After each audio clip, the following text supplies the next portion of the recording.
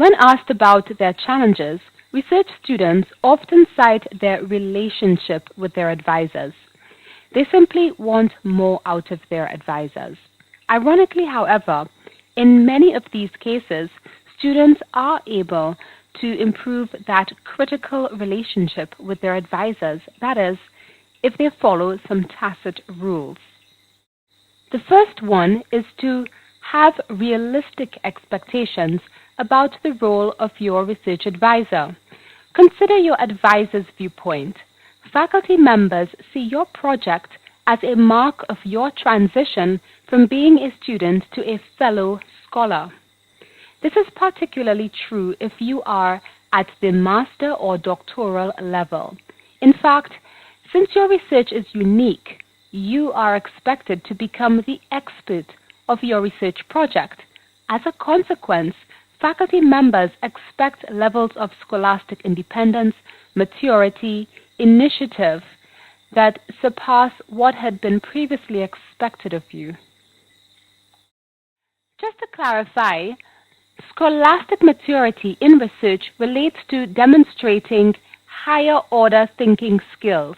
For instance, you will need to be creative, critical, analytical, and, depending on your type of project, even predictive.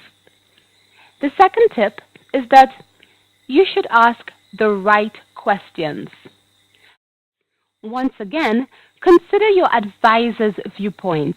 Advisors often feel overextended by having to help research students in addition to other work responsibilities. This is especially the case when their service to you is unrelated to their recognition, salary, and tenure.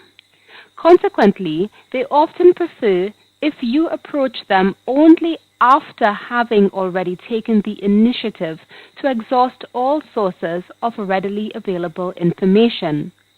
In other words, rather than just broadly saying, "Can you please help me?" or "I need help with everything," a better approach will be to seek their feedback on specifics, like a particular challenge with your research design, for example.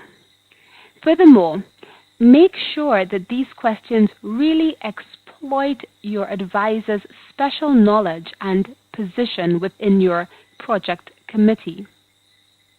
For instance, rather than getting them to spend your limited time together to show you something like formatting paragraphs in Microsoft Word, get their feedback on matters that are more intrinsically related to your project.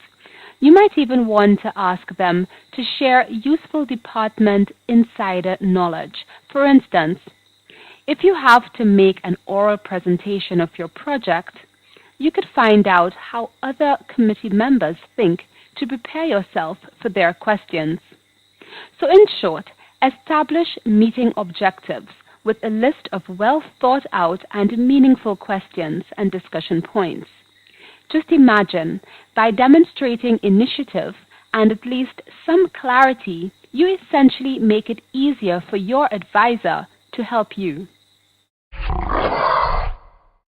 More often than not, when you apply these tips, your advisor will really tune in and help you, even without your having to ask. To develop and/or strengthen the skills discussed in this video, visit our website at dissertationdragon.com and request a free introductory meeting.